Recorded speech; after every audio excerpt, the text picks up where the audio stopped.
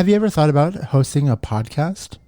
I'll admit the process can seem overwhelming, but I'm sure glad that I chose Buzzsprout as my podcast hosting platform. Not only do they have a modern website with all the tech features you can imagine, but they also have super friendly and helpful staff that will answer your questions unbelievably fast, even if you're on the free plan. Click the link in the show notes and let Buzzsprout know Everett sent you. You'll get a $20 Amazon gift card if you sign up for a paid plan as a thank you from Buzzsprout, and you'll help this show.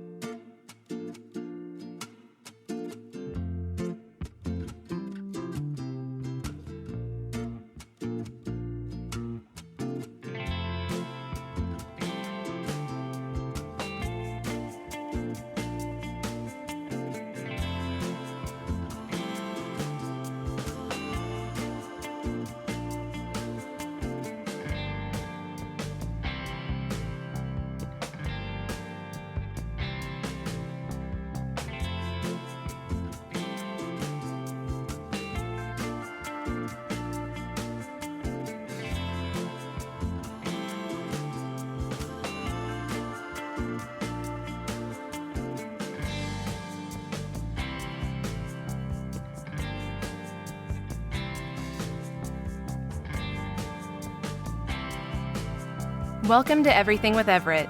This is a talk show podcast hosted by Everett McConaughey. The purpose of this production is to share thoughts, voices, and information to further a discussion on who we are as individuals, communities, and a global society. Everything with Everett is open to all topics of discussion: faith, science, history, finances, social issues, and, well, everything. Be sure to follow, like, and subscribe. Visit everettpodcast.com for all the details.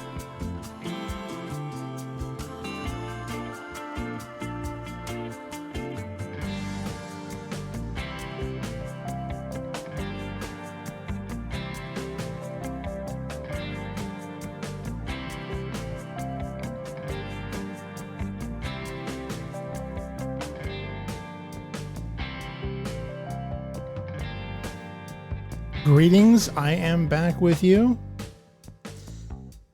It is another podcast in the year 2024. I hope you're having a great time. I would say summer because it is summer right now, but who knows when you're actually playing this episode. Maybe it's Christmas time, maybe it's 2025, who knows. So whenever you hit play, hope you're doing well. Thank you for joining me. Thank you for pressing play. And if you're one of my loyal global followers, maybe a new listener, welcome. Thank you. I hope you bookmark, save, rate, review. I'm on all the platforms. You can even find the archives on YouTube. Although everything's also available, wherever you're playing from as well. Everything going all the way back since Did I start this in July 2020 or July 2021? I think July 2020. Yeah, because it was during the all the COVID stuff. Yeah.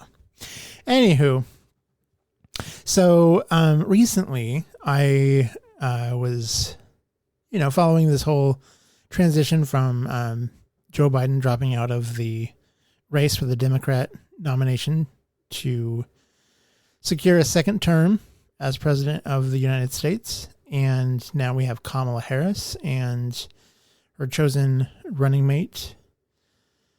Oh, what's his name? Oh, Tim. I almost said the other VP nomination. I was like, nope, not that. Tim Walz, Walz. Really interesting dude. Never heard of him. I'm sure you haven't heard of him. I kind of think that's a good thing, someone who's doesn't have a lot of known baggage. I mean, that sounds bad, but because I don't think there's baggage to be discovered, but he's definitely not polarizing like some more well-known names were, like the governor of California. Decent guy, but also you kind of inherit the public opinion of an individual like that. So it could really kind of maybe someone who would be open to Harris. If you have a bad VP selection, it could be enough to like, well, no, not good enough. But granted, the other option, I mean, who are we to choose? But awesome guy, like cool story.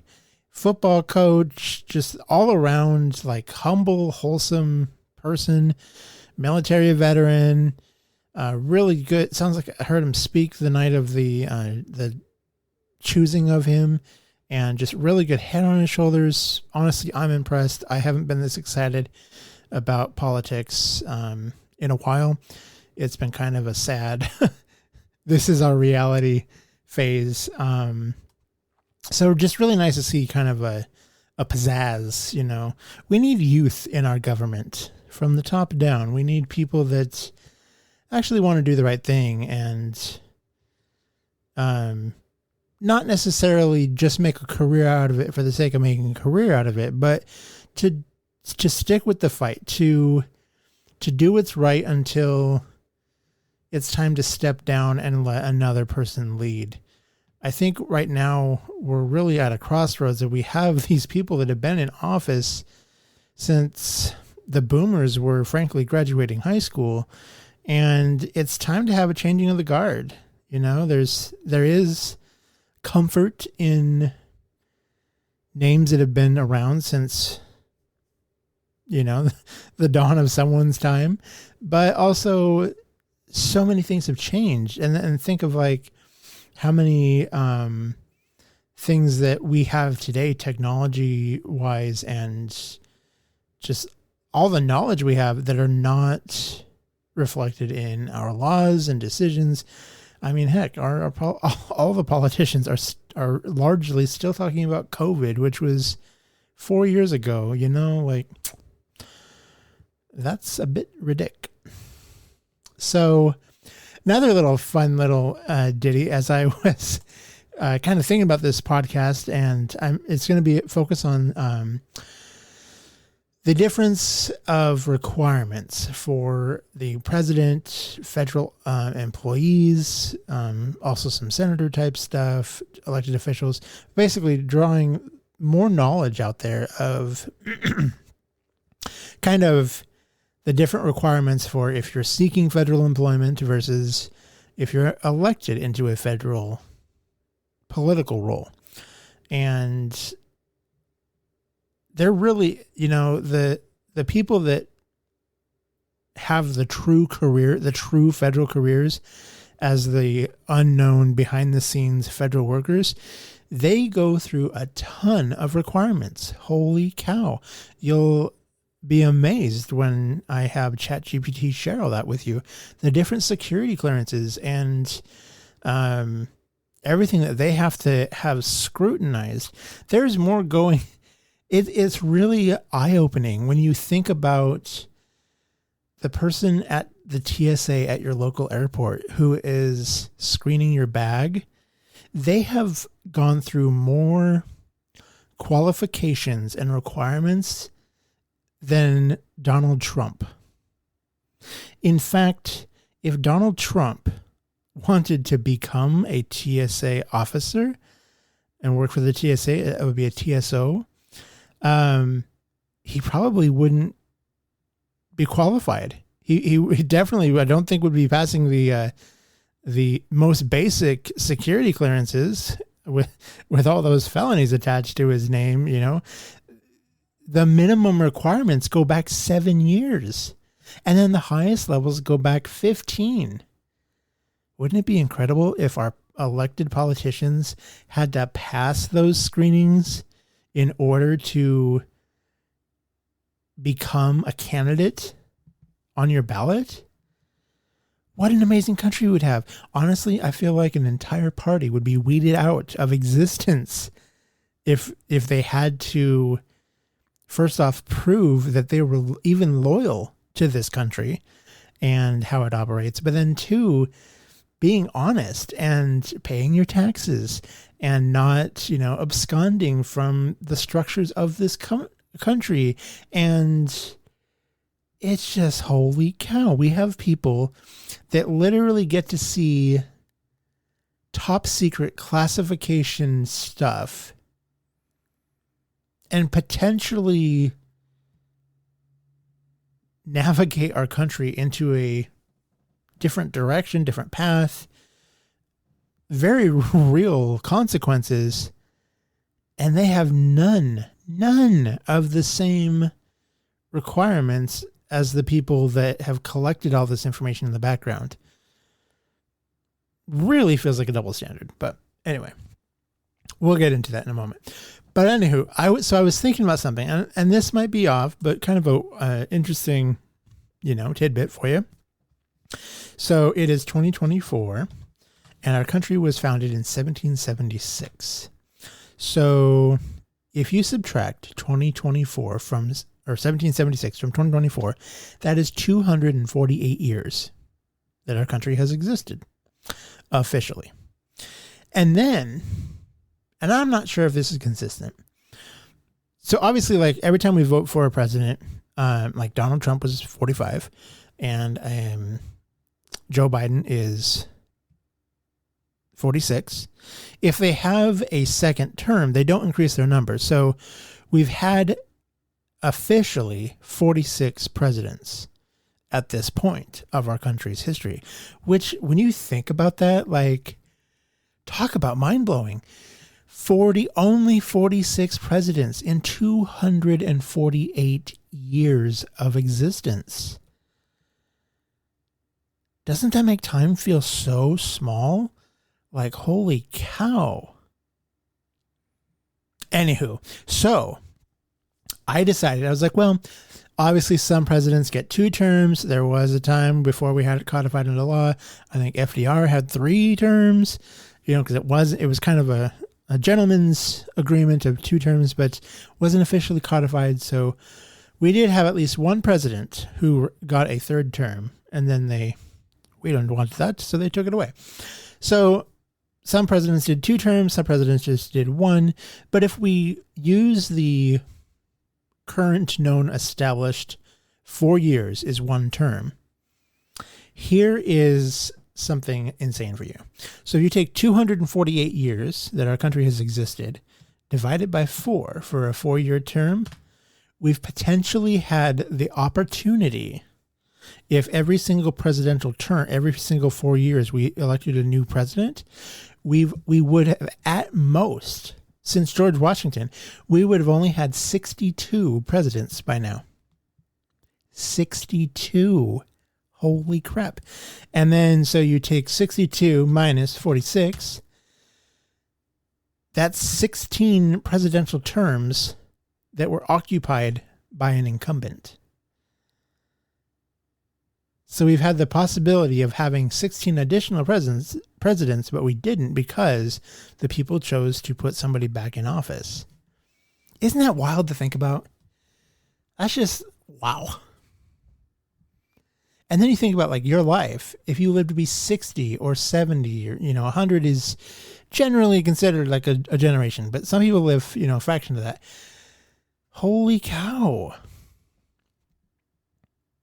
Like it blows my mind that there have been 4, 1, 2, 3, 4. Yeah. There have been only 4 presidential elections since I got out of high school. Like, wow. And yet it feels like forever ago. I feel so old compared to like, what kids these days are doing. Like the things that we got made fun, the millennials, we got made fun of like for our high socks because, that was what the parents bought for us because that's what they wore in the 80s. And we wore them, but that wasn't cool. It was all about the ankle socks. So we got made fun of if you had tube socks, like from your grandma and parents. And so we, once we got old enough to go buy our own clothes, we bought ankle socks. And some of us, looking at myself, still religiously rock the ankle socks. Like It's a good look. I like it. It's me. But it's just so crazy. Like the things that we got made fun of are back in now. Like the tube socks are back in, and the baggy shorts that I like to wear in my off time. Like, you know, thank God I'm trending again, because for so much of my life I was told you don't have any style, because I was just, you know, wearing the big baggy cargo shorts. Like, but hey, what was hip is hip again, and I'm here for it. Anyway, but isn't that crazy though, that like in 248 years, we've had the opportunity to have 62 presidents. We've chosen to have 46. Wow. Time flies. And so much of that, like think about like women's right to vote, women's right to live in freedom as an individual outside of being attached to a husband's name. You know, women have only had the right to have a credit card, own property in just their name since the 70s. I believe right around the time my mother got out of high school. That wasn't that long ago, guys. We like all these things that we just don't think about not being there. They're so new in the history of our country. Like we spent more time in this country in segregation and slavery than we have in freedom. And I think that's really important to remember when you make your voting decision this fall. So cool little tidbit there about the different levels of presidency that we have, how many times we could have turned over a new leaf, as it were. So let's go over what are the requirements to hold an office what are the requirements to hold the office of president in the United States? To hold the office of President of the United States, a candidate must meet the following constitutional requirements. 1. Natural-born citizen. The candidate must be a natural-born citizen of the United States. This means that they were either born on U.S. soil or born abroad to U.S. citizen parents. 2. Age. The candidate must be at least 35 years old. 3. Residency. The candidate must have lived in the United States for at least 14 years. This does not need to be consecutive or immediately prior to the election. These requirements are outlined in Article 2, Section 1 of the U.S. Constitution. Stay with us. We'll be right back. Hey there, pardon the interruption. I know you were really listening intensely to this episode. My apologies, but I'd like to take a moment to let you know that there are other people who love this podcast as much as you and like hearing some really cool, interesting topics and discussions. And if you have a brand, product, maybe you have a podcast yourself, if you would like to advertise in this podcast, either a pre-roll at the beginning of an episode, in the middle, just like you're hearing right now, or at the end of podcast episodes, please let me know. I would love to help you connect with the listeners just like yourself with whatever it is you would like to get to their ears. Just email advertising@everettpodcast.com. Again, pardon the interruption. I will get you right back to this episode that you're listening to. Thanks. That's pretty straightforward, very basic. Really, you know, when you look at those tiny requirements, obviously things are very different now. I feel like you have to be more of an elite to make it into office these days. It requires a lot more money. We have far more of an educated base. We have on both sides, we have a lot more access to media and information. Narratives don't take days and weeks to set or change. And really, you kind of have to have a lot of name recognition or be somebody that can sway an entire region in your favor. So to truly, you know, continue to uphold that lofty goal of anybody can be president, well, technically, as you heard, all you have to be is a natural-born citizen. You have to be at least 35 years of age. And I would say we should add another caveat to that. You need to be probably under 70. I mean, heck, if airline pilots can be forced into retirement at a certain age, even though they could still technically fly the plane, if we're like, well, it's just not safe, then I don't think somebody should be in charge of the nuclear codes at a higher age. And I think that goes for our Congress as well. It could be a career as long as the people want you there. Like, that is what a political career should be. If the people keep putting you back into office for 1, 2, 3, maybe 4 maximum terms in any role, that's your career. But I don't think you should start out at 35 and then retire from Congress at 85. Like, no. And what if what if you started out as a senator and you did your 2 to 4 maximum terms? Try winning over a House of Representatives seat. Or what if we actually make it more like a career? Start out as a representative and actually represent the people in your state, district, whatever.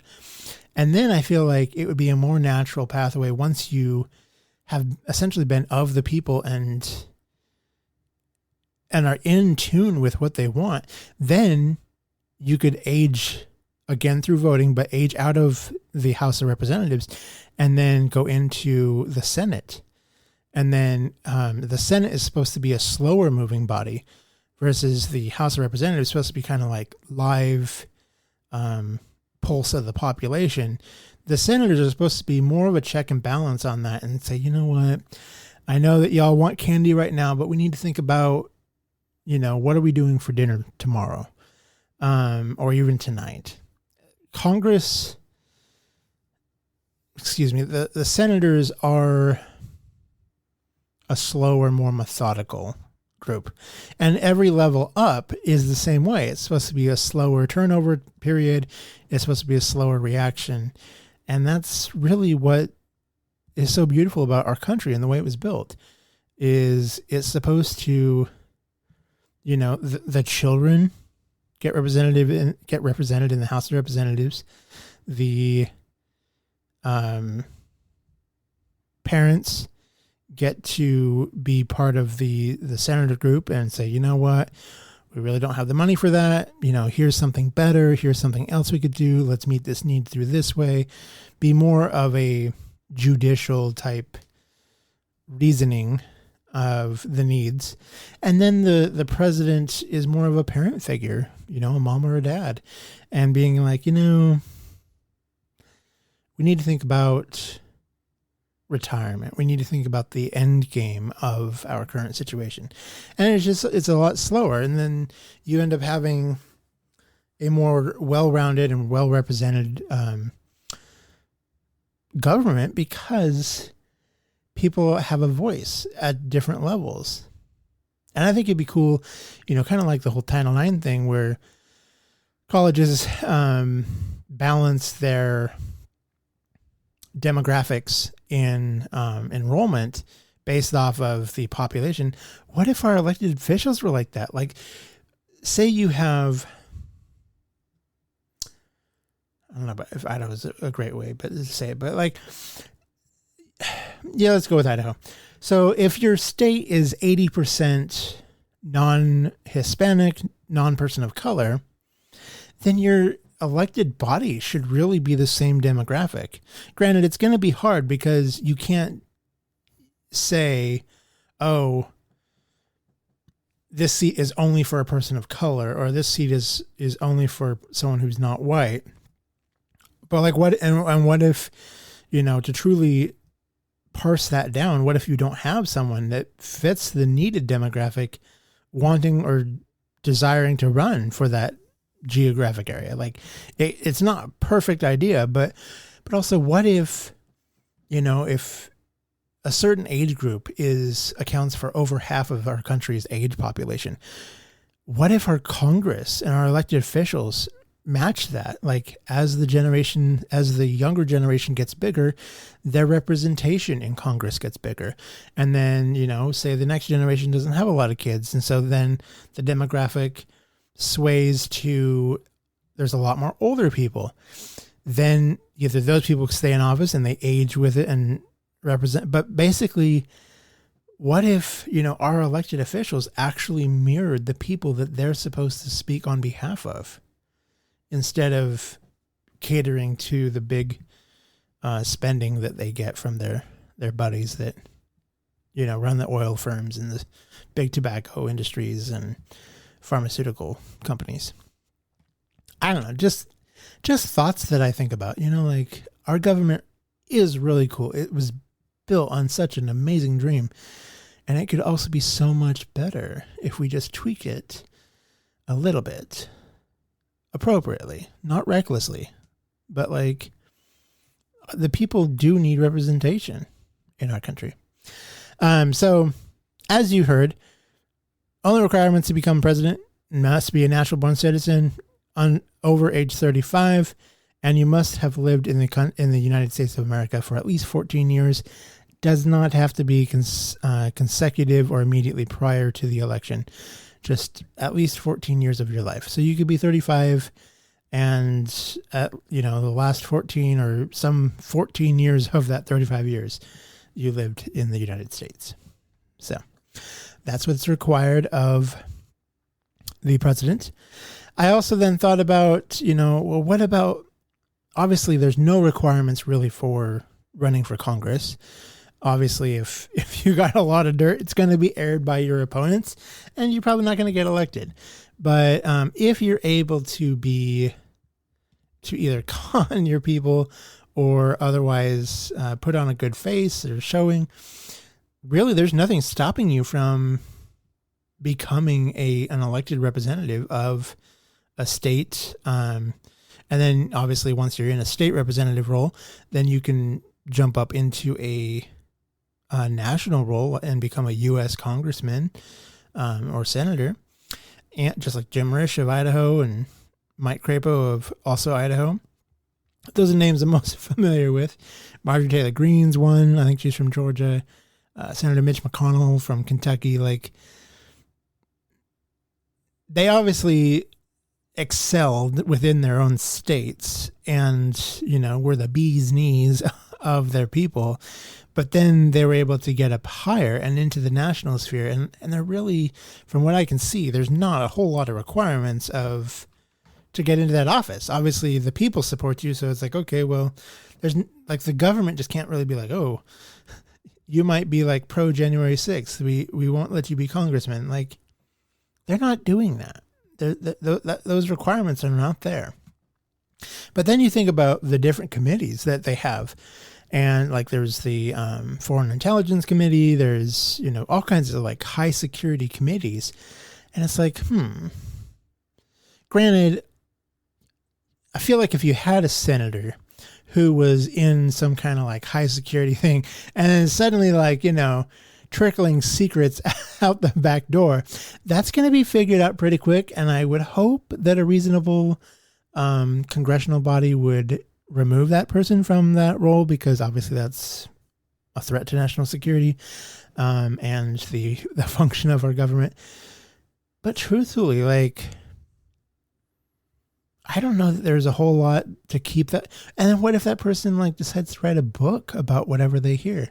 These are really interesting questions I think about, but there's no requirements to become a senator or a congressman, that like would preclude you from having aspirations to be on one of these committees. Thankfully, it does look like there are some checks and balances once you do pursue being on one of these special committees. So I asked ChatGPT, what are the requirements for a congressman to be added to a committee, such as the Central Intelligence or similar highly sensitive group in Congress?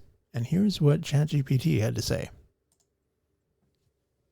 Congressional committee assignments, especially for highly sensitive committees like the House Permanent Select Committee on Intelligence, HPSCI, or the Senate Select Committee on Intelligence, SSCI, are made with particular considerations in mind due to the nature of the work these committees perform.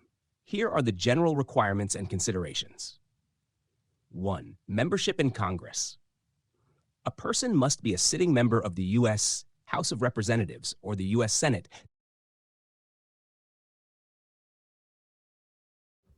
Whoops, they cut me off. Hang on.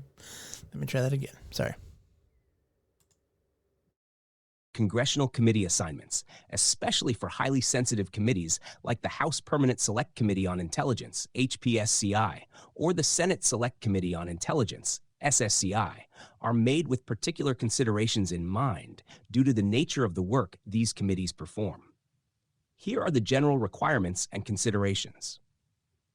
Hashner 1. Membership in Congress. A person must be a sitting member of the U.S. House of Representatives or the U.S. Senate to be assigned to any congressional committee. The HPSCI is a House committee, while the SSCI is its Senate counterpart. 2. Selection process. House of Representatives. Committee assignments in the House are typically determined by the party leadership. The Speaker of the House and the Minority Leader have significant influence in selecting members for various committees. For the HPSCI, the Speaker appoints the members after consulting with the Minority Leader. Senate. In the Senate, committee assignments are generally negotiated by party leaders and the members of the party's steering committee. For the SSCI, the Senate Majority Leader appoints members after consulting with the Minority Leader. 3. Experience and expertise. Relevant expertise. Members are often selected for these sensitive committees based on their experience, expertise, or interest in intelligence, national security, defense, or foreign policy. However, prior experience in these areas is not strictly necessary. Seniority. Seniority within the party and within Congress can play a role, although it is not the only factor. Leadership may favor members who have been loyal to the party or have shown a deep interest in intelligence and national security matters. Hammer 4. Security clearance. Access to classified information. Members of intelligence committees have access to highly classified information. While members of Congress do not undergo the same formal security clearance process as executive branch officials, they are expected to handle classified information responsibly. Trustworthiness. Given the sensitivity of the information they handle, members are usually expected to have demonstrated a high degree of trustworthiness and discretion. Any concerns about a member's ability to safeguard classified information might prevent them from being assigned to such a committee. 5. Party balance. Partisan composition. Like other committees, intelligence committees reflect the party composition of the House or Senate. However, there is often an effort to ensure that both parties are adequately represented, and in some cases, there is an agreement to maintain a level of bipartisan cooperation due to the national security implications. 6. Leadership influence. Political considerations. Leadership may also consider political loyalty, strategic interests, or the need to reward certain members with a prestigious or influential assignment. Leadership positions within the party, such as chairmanships or ranking member positions, are often reserved for senior or particularly influential members. 7. Consent of the full House or Senate. Formal approval. In some cases, committee assignments, especially for leadership positions within committees, require formal approval by the full House or Senate, though this is usually a formality. 8. Special cases. Special circumstances. Occasionally, a member may be added to an intelligence committee outside of the typical assignment process, especially if there is a particular need for their expertise or if a vacancy arises unexpectedly. Conclusion. The process of assigning members to committees like the HPSCI or SSCI involves a combination of party leadership decisions, considerations of expertise and seniority, and political strategy. These members are expected to handle some of the most sensitive information in the U.S. government, and their selection reflects that responsibility. So that's kind of cool to hear that, obviously, as expected, there's an expectation of privacy and decorum within these special committees. So it is nice to know that there are standards and not just they don't hand these out like, free lollipops as you walk in the door. So that's massively reassuring. They don't just allow any rogue person, which hopefully, as we see, we keep the radicals out of these. But there is that risk of like, what if, one swaying of the pendulum takes over too much of that oversight body, and they one of those people find their way in, that could be really dangerous. But anywho, so that is kind of a nutshell of what goes into going into a congressional high security committee role.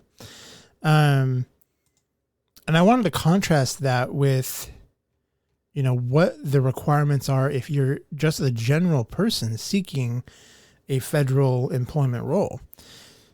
So I asked ChatGPT on this one again. I said, what are the requirements to become a federal employee? And the list is very extensive, 12 in total. Becoming a federal employee in the United States involves meeting specific eligibility requirements, going through an application process, and sometimes passing certain exams or background checks. Here's an overview of the general requirements. 1. Citizenship. U.S. citizenship. Most federal jobs require that applicants be U.S. citizens.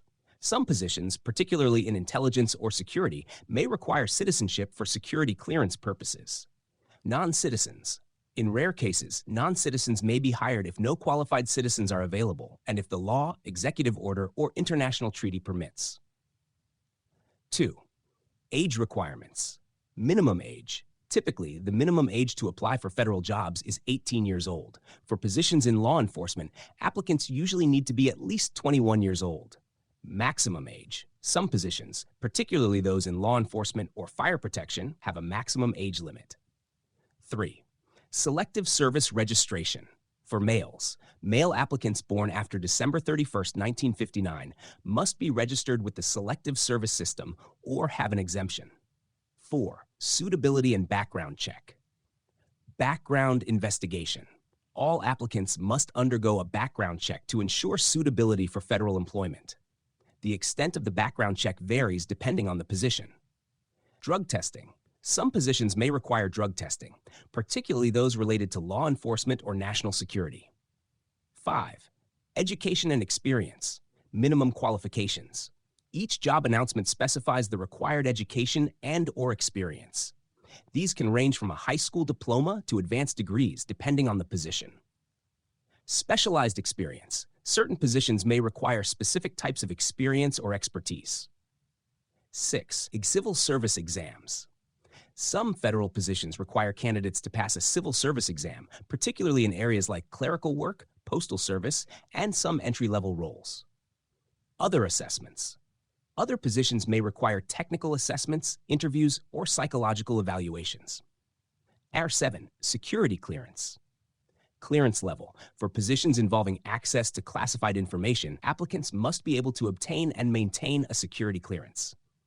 Background check for clearance. This process includes a more extensive background investigation, including checks on financial status, criminal history, and foreign contacts. 8. Veterans preference. Veterans. U.S. military veterans may be eligible for preference points that give them an advantage in the hiring process. 9. Other requirements. Physical fitness. Certain positions, particularly in law enforcement or the military, may require physical fitness tests. Licenses certifications. Some positions require specific licenses or certifications, such as a driver's license, professional certification, or bar membership for legal positions. 10. Application process. Applying through USA Jobs. Most federal job openings are posted on usajobs.gov, where applicants can submit their resumes, cover letters, and any required documentation. Following instructions.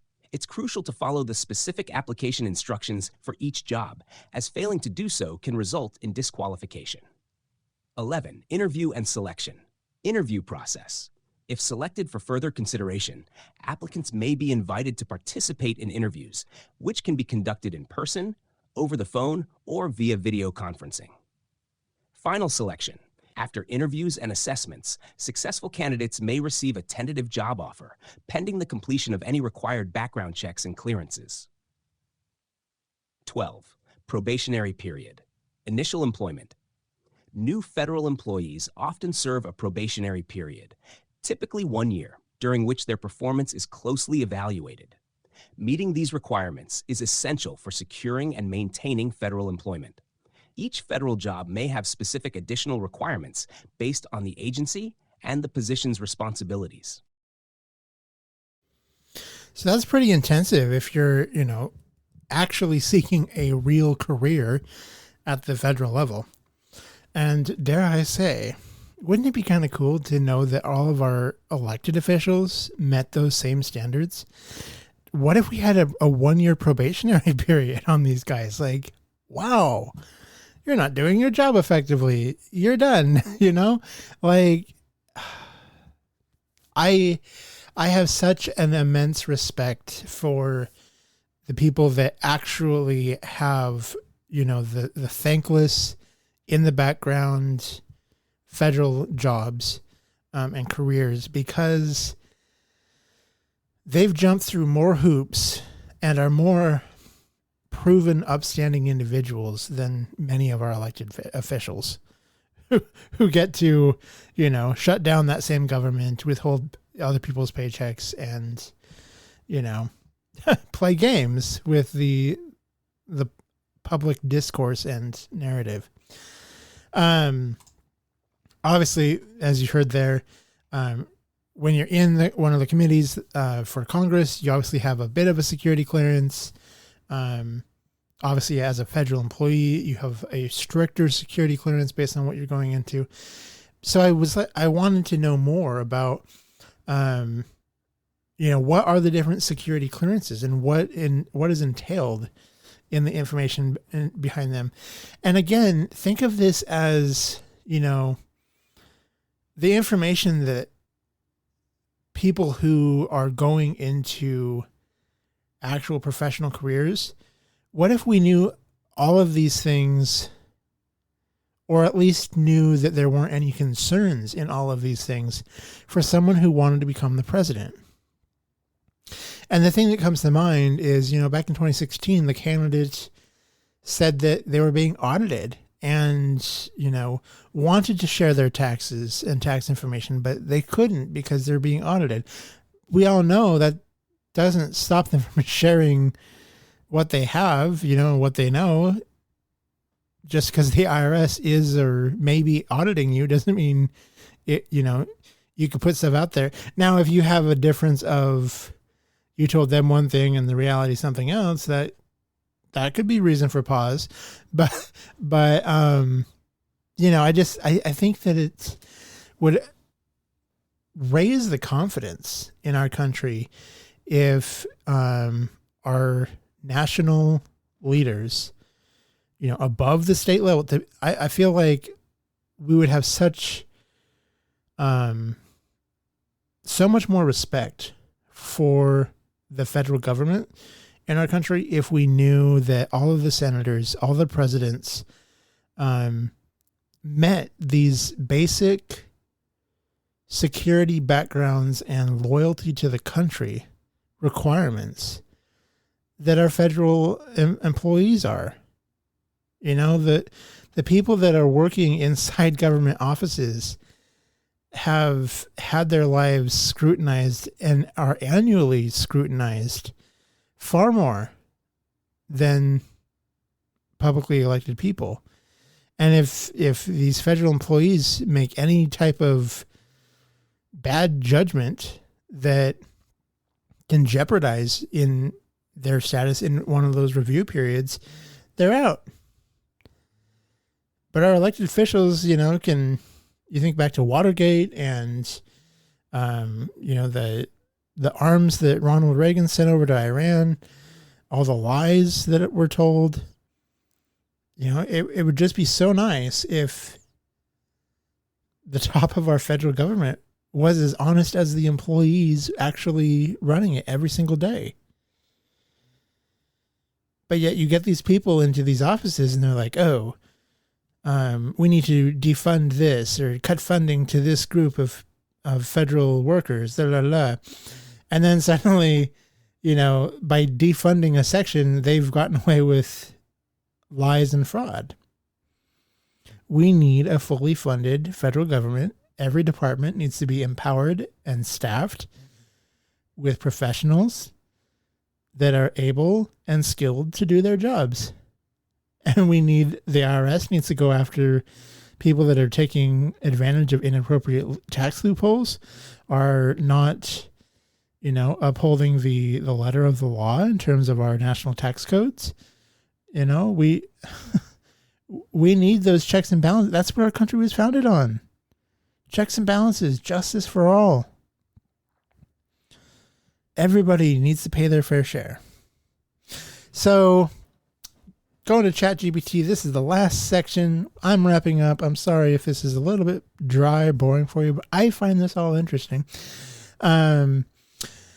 Detail the various security clearances in the USA and what is required criteria for each level.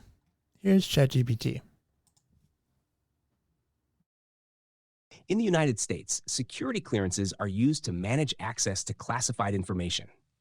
The primary levels of security clearances are confidential, secret, and top secret. Additionally, there are special categories and compartments such as sensitive compartmented information, SCI, and special access programs, SAP. Here's an overview of each clearance level and their criteria. Hammersnar 1. Confidential. Access level. Information that could cause damage to national security if disclosed without authorization. Criteria. Background investigation. National agency check with law and credit, NACLC. Reinvestigation, every 15 years. 2. Secret access level. Information that could cause serious damage to national security if disclosed without authorization. Criteria. Background investigation. National agency check with law and credit, NALC. Reinvestigation, every 10 years.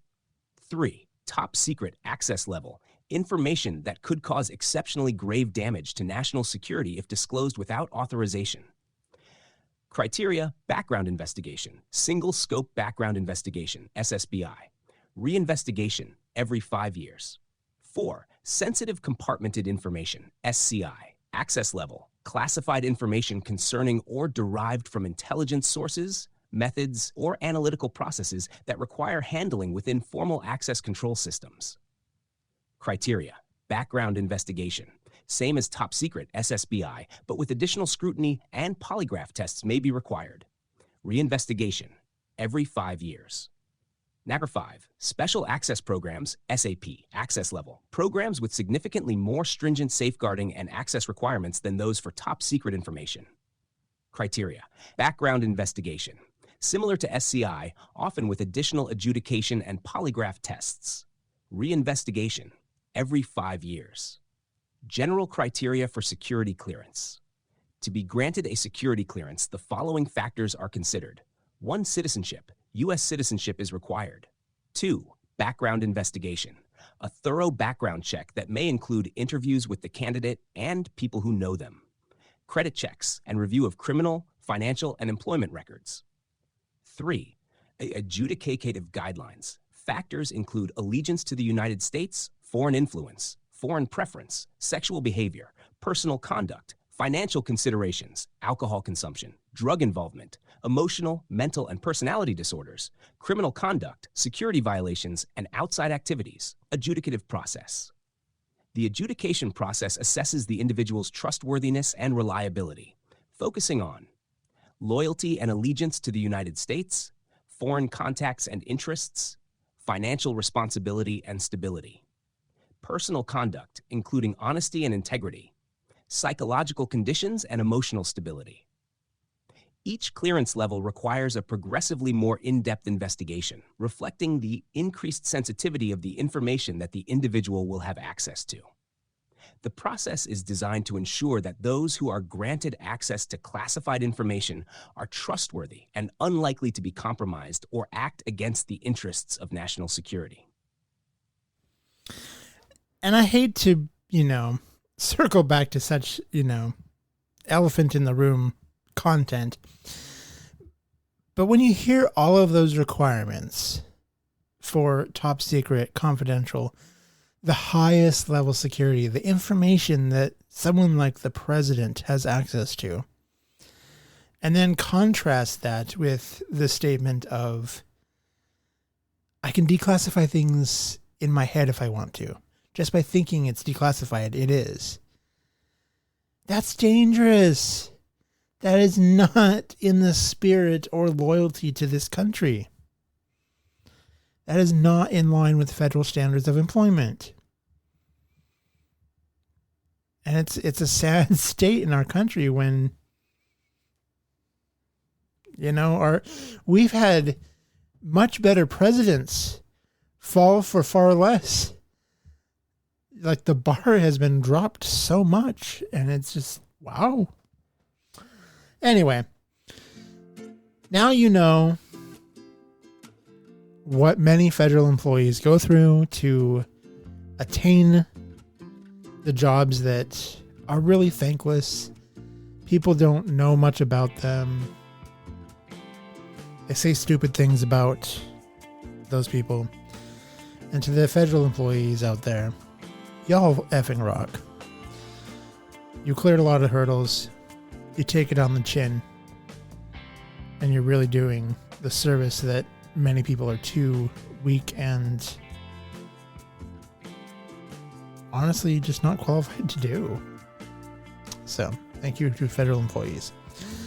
But anyway, perhaps one day we will hold all of our elected officials to the same standards and will restore the faith and trust that every individual has in our country and the values that we were founded on. So, till next time, thank you for listening. Have a fabulous day, whatever time of year it is that you're listening to this. And I'll see you on the next one.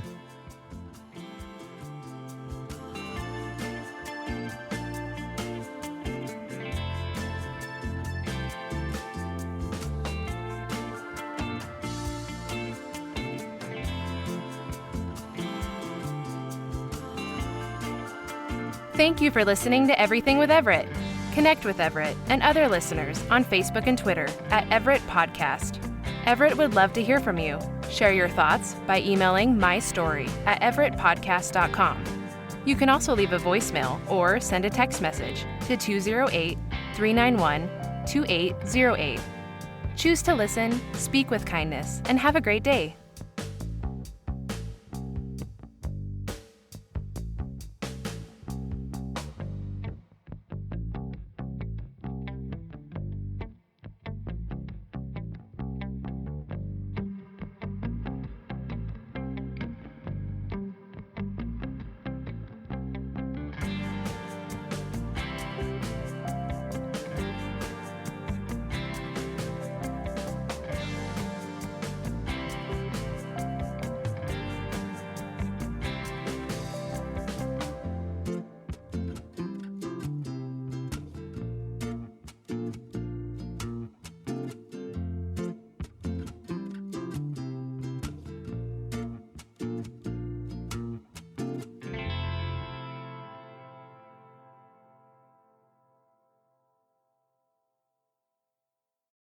Hey there, it's Everett. Thank you for taking time to click on the podcast. Definitely appreciate you supporting Everything with Everett.